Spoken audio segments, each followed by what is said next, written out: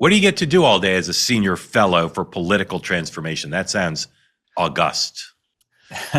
Well, it's one of the hats that I wear, and my whole life is focused on how politics can better respond to people's needs and bridge some of the divides in our country. So the work with the Schwarzenegger Institute is focused on, we like to say with Arnold, terminating polarization. But the other hat that I wear is with Bridge Entertainment Labs, and that's harnessing the power of storytelling and media to combat the toxic polarization in our country. And as you know, Mark, that's been a calling and a mission of mine for a long time. Yeah. So you ran for Senate in Wisconsin, where you're from, and now you're doing these. I would say they're kind of like not think tanks. They're kind of like what do they call that? Active tanks. You're not just thinking; you're actually doing stuff. So Right. what's the mission of Bridge Entertainment Labs? Like, what are the metrics of success? If things go great, what will you have accomplished over the next couple of years? I think the epiphany that I had after running for Senate in Wisconsin was the idea that culture precedes politics. And I've been working directly with state legislators and members of Congress for many years through an organization I founded called Future Caucus. And for the many bipartisan bills we were passing on criminal justice reform or clean energy, it occurred to me that if the style of politics that we're looking for isn't in the cultural air we breathe and the water we drink, it doesn't really feel like the atmosphere has changed. And so I really started thinking a lot about the role of storytelling, the role of entertainment. The field that I come from, the depolarization field, has never had really a foothold in the entertainment industry. So I felt it was important to build that. And so that's the idea with Bridge Entertainment Labs. We work with major film studios, with TV showrunners, writers, directors, producers, many of whom have that curiosity gene. But because we live in such a divided time, it's hard to step outside of people's echo chambers. So we're seeking more nuanced characters. And so if you see more pieces of cultural content that have nuanced depictions of Americans across our lines of difference, that would be success for us. So you're making videos and other content for social media? You're making documentaries? What kind of content are you doing? Yeah, it includes documentaries. We're even advising major studios in upcoming films. We're working with Pixar, for example, on a film that will be coming out in the future. A lot of it is investing in the tools and the resources for storytellers to tell these bridge building kind of stories. A lot of times you see the problem happen where you have a depiction of a rural American. We saw this recently in the Superman film, where you have Clark Kent's parents living in Kansas with a Southern accent, almost like a stereotype, a caricature of what people in Kansas would, how they would operate and speak. And so we're really trying to help storytellers understand the real lived experiences of Americans across the country. Where can people see your content? You can see our content in a few places right now. We have a few films on the film festival circuit. One is called Creed USA, which is about a small town in Colorado. Another is called Bucks County USA, which is about the school board battles in Bucks County, Pennsylvania. The film Civil War that came out last year, we were advisors on that film, so you can find that on HBO.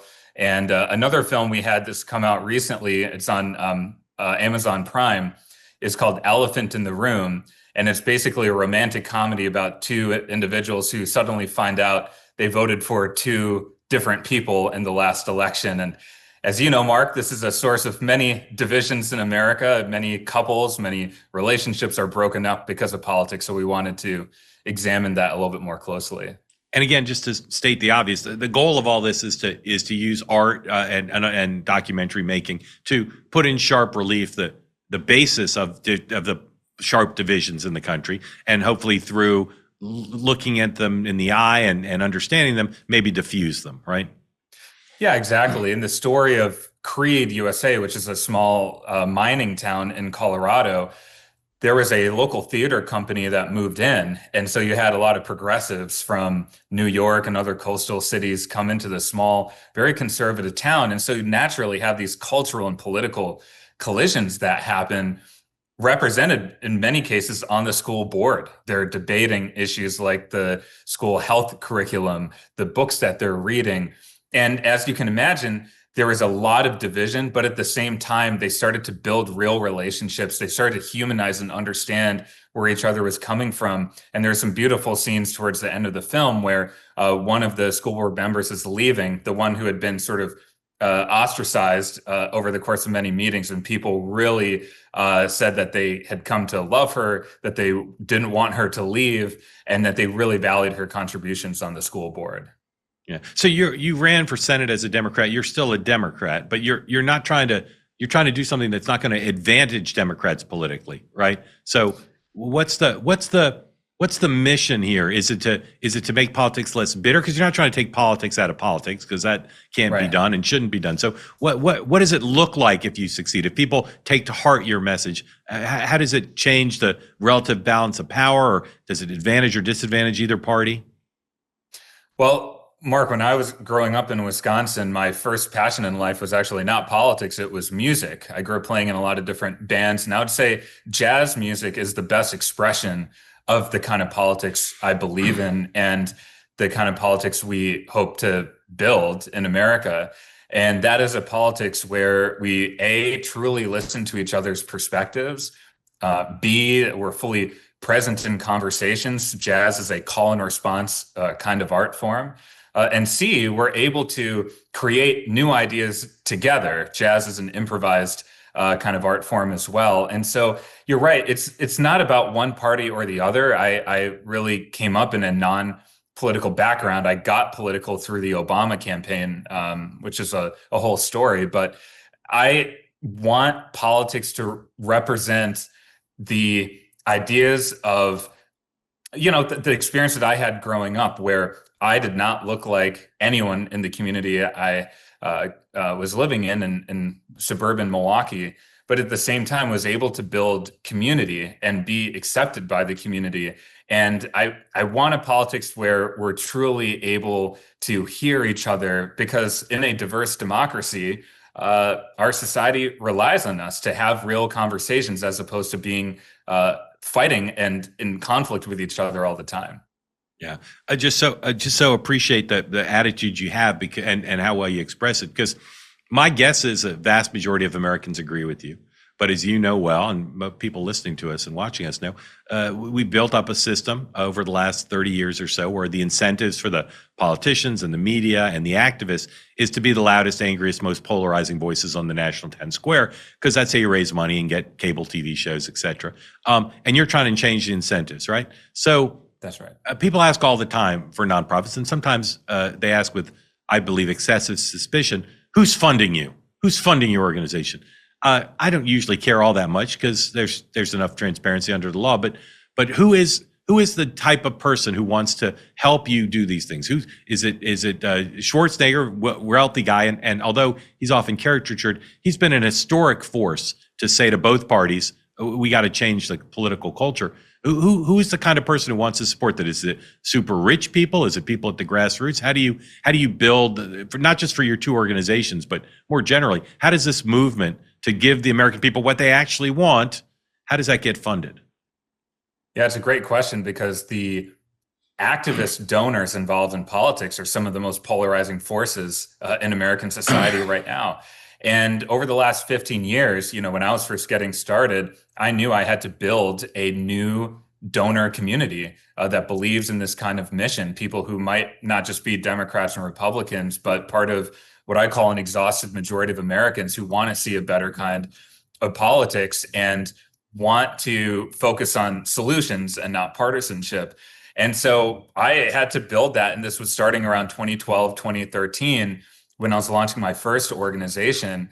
And it's tough because a lot of you're not feeding people with red meat. I think you're feeding people a vision of how democracy can be better. And, I don't come from a famous family or a super privileged family. And so I didn't have a lot necessarily to offer donors other than a mission that we can buy into. And so it just took a lot of time. And when we were running for office a few years ago in Wisconsin, I had to really bring that to political donors who are used to giving to campaigns but not used to this mission, or vice versa, donors who believe in the mission but not used to giving to campaigns. And so I had to sort of bridge that gap.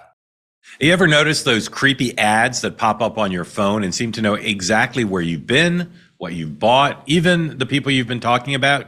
You've probably asked yourself, is this phone monitoring me? Well, the truth is, your smartphone is constantly collecting and leaking data without your knowledge and without your consent. Every day, it builds a detailed profile of your life, your location, your habits, your interests, even the people you communicate with.